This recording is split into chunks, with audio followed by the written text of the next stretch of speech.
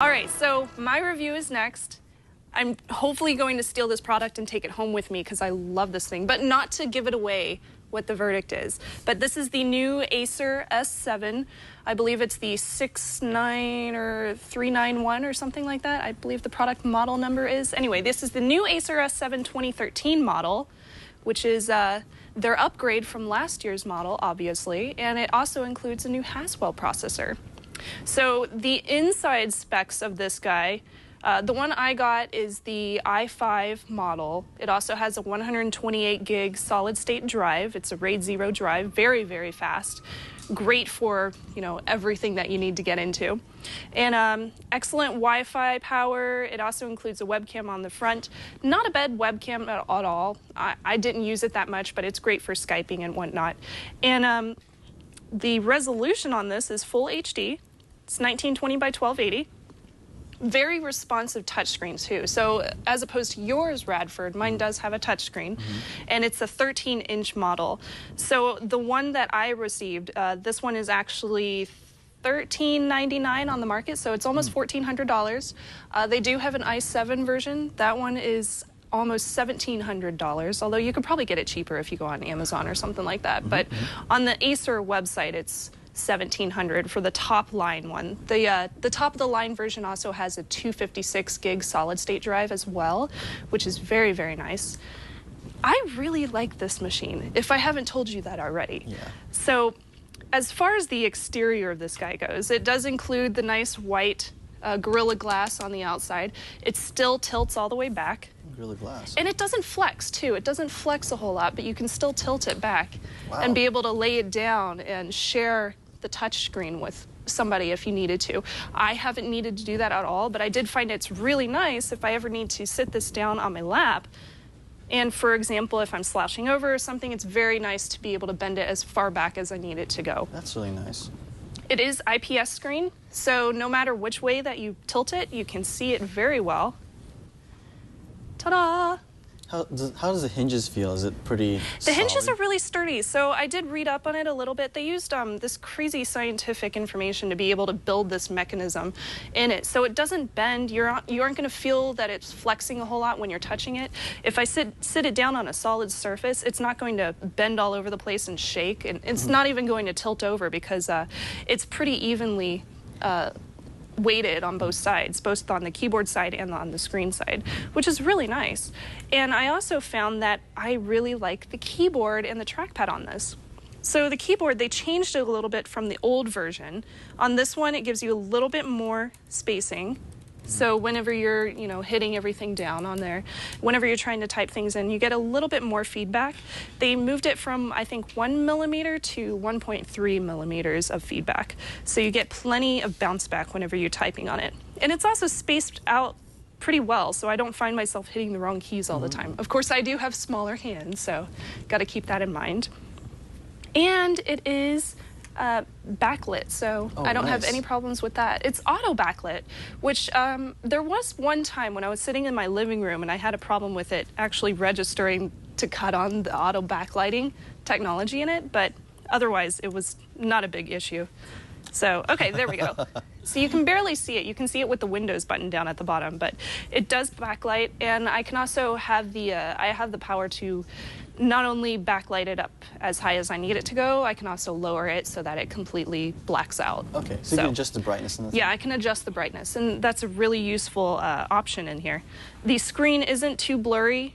It's not going to glare at all whenever I'm, well, unless I'm sitting outside, which I did like once. And of course you're going to have that problem in the sunlight.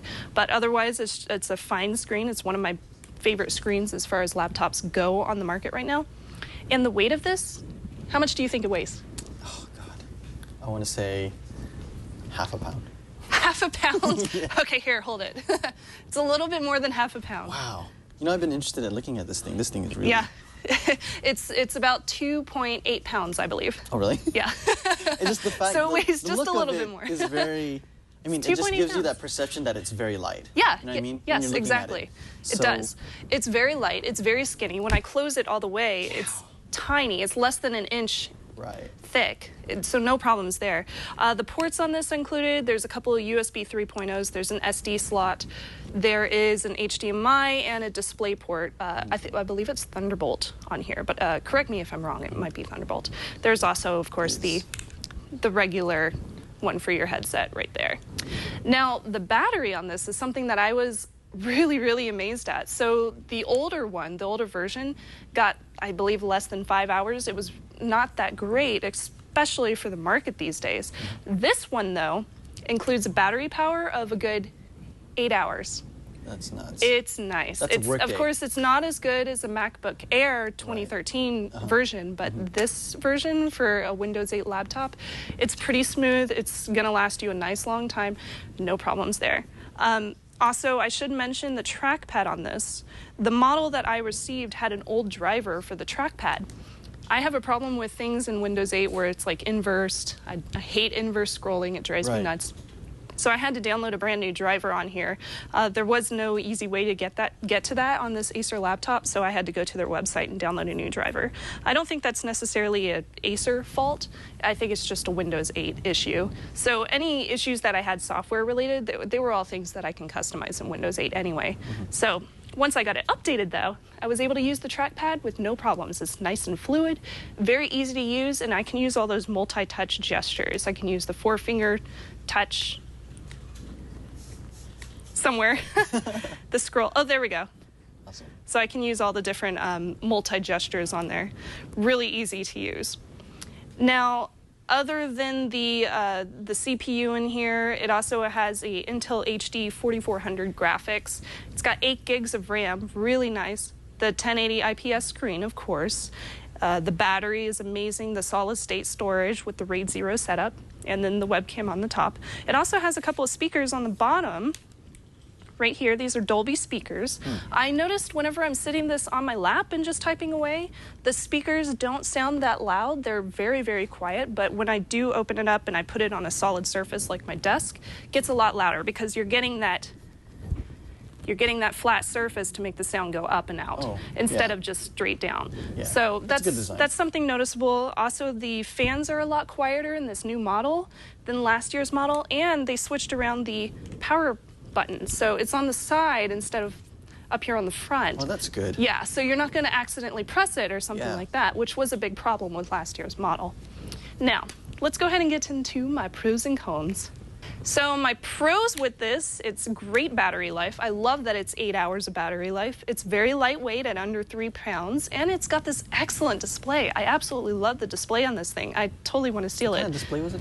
It's a it's IPS 1080p. Okay. Yeah, full HD. So very pretty, and not bad for a 13-inch machine either. Yeah. So it's pretty good. It makes it look more sharper with a smaller screen, right? Yeah. So. Now they do sell a version of this outside the U.S. and it has a much better resolution on it. Surprisingly, it's like I don't remember the exact specs on it, but it is a higher resolution outside of the U.S. And my cons. The power brick on this thing is huge. I didn't bring it out here with me, but it's this big white thing that you have to plug in straight into your power supply. And unfortunately, it's not like a small one like this one, where it's just one teeny tiny cord with a 3-prong little connector at the end. So does it hang it's a on huge brick. Does it actually hang on the outlet? Yeah. You know, it does. It like hangs on the outlet. Hangs on the outlet. Yeah, it's not and it's kind of heavy. It adds like a pound. It's terrible. So how's that possible? Like if there's going to be a brick. I know. Yeah, you basically have to move all your well, plugs around to be able to plug it in. So it's kind of annoying, but you know, it's not a horrendous issue with it. And then the other con that I had was the quieter speakers. They aren't that loud, but that's something that you're going to have to cope with an Ultrabook. Unfortunately, with this one, you do have to cope with that. So if I would give this a buy, try, or don't buy, I would have to say buy. Duh. It's one of my favorite laptops on the market, or Ultrabooks. I absolutely love the thing. I think that the specs are really nice. And personally, I will probably buy my own if I don't get to keep this one, which I probably don't get to because I always have to ship the cool stuff back. Oh. How much RAM was on that thing? 8 gigs. 8 gigabytes? Yeah, 8 gigabytes of RAM. On that form factor, that's nuts. It's not bad. No wonder it's so fast.